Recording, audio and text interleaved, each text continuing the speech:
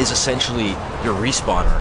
And if your leader dies, you're not going to be able to respawn. So I keep an eye on my buddy, and it's like if I wind up dying, I look at my HUD and I'm like, oh crap, my leader's dead, now I'm out. Or yay, my leader's alive, now I can come back in. Players will wind up finding these safe spots in the map, and they'll essentially try and guard their leader just like he's the flag or the respawning device or whatever the mechanism is, and they'll protect him because there's a self-motivating desire to continue to play in the game and continue to respawn. And so in some of these maps, people will hole up in houses, they'll plant grenades in the walls, and they'll just start guarding the leader, and they'll have these great standoffs where players are trying to essentially attack this location, this fortification, and break it and assassinate the leader. And so honestly, when we were looking at it, we were like, we're not going to lie and say this isn't Assassination 2.0, 2.5 or whatever, but we do think it's necessary to rebrand it with a new name, and that's where we came up with the name of Guardian.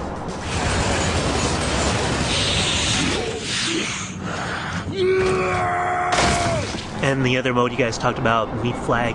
So when you first mentioned Meat Flag, the first thing I thought of was that giant meat cube from the Unreal demo, right? You showed recently. Didn't think of beef curtains? No, I thought of that giant meat cube. That's what came in mind when I said Meat Flag. And I thought you guys are fascinated with meat. We live in the South, and it's very much all about barbecue around here, and we like pork, and I think there's very much a meat obsession here. And to be honest, as far as meat cubes and everything goes, it still remains to be unveiled how that's going to be utilized in the single-player campaign of Gears of War 2, and I'll let your imagination just go with that for a little bit. So, okay, tell us about Meat Flag and the mode. One of the main core gameplay features we have in Gears 2 is the idea of taking somebody hostage. And there's not a lot of action games that do this. I think like Dead to Rights did a little bit of it, whereas, you can grab somebody and hold them and use them as a human shield, right? And there's not a lot of multiplayer action games that allow you to do that. Even when the games that let you do that, it's usually like a stealth game like a Splinter Cell or Metal Gear where you grab somebody and hold them like that. And to put this in a multiplayer shooter has turned out to be tremendously useful, whereas the game's about cover, and then you can use your enemies as cover. So if I knock somebody down but not out, I can walk up to them, press A, grab them, and carry them around as a hostage.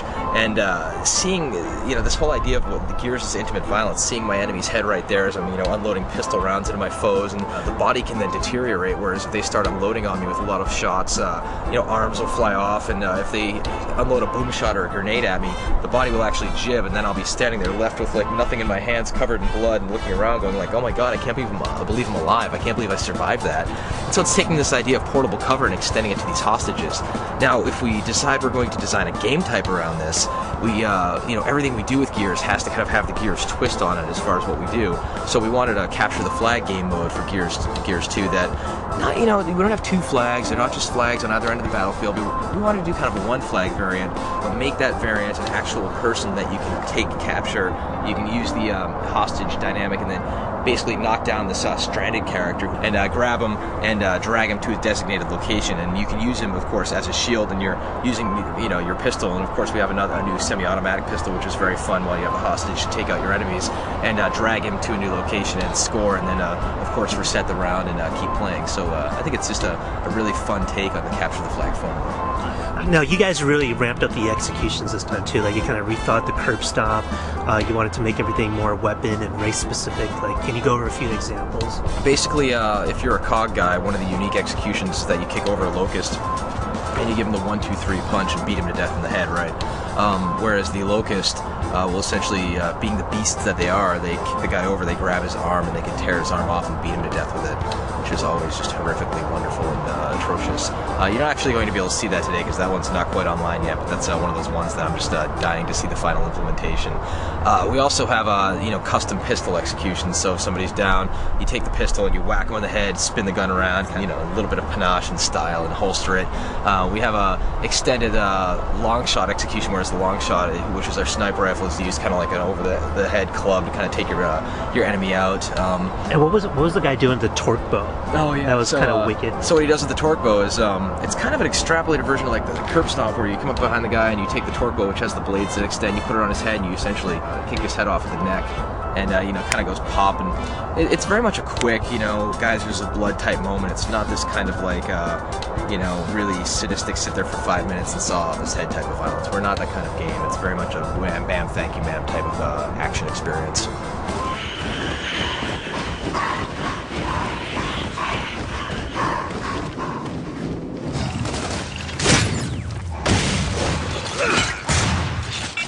What percentage of the game is consisted of like all new maps, completely new original maps? I think we're only shipping with 2 multiplayer maps initially out of the box that are from Gears 1. It's looking like Subway as well as Gridlock are going to be the 2. Subway was a downloadable content map that we loved from Gears 1. The rest of them are all new and completely new layouts and new locations and new gimmicks and hooks.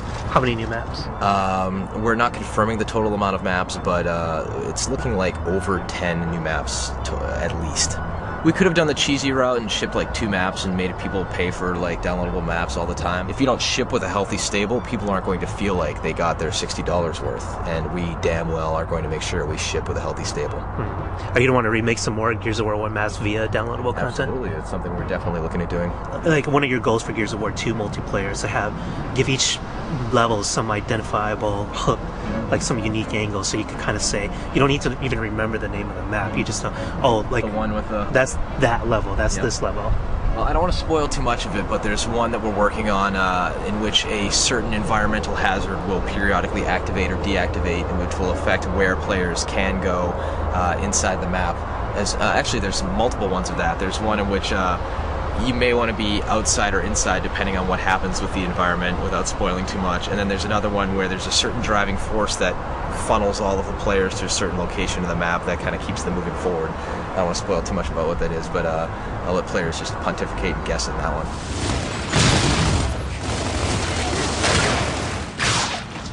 Incoming frag!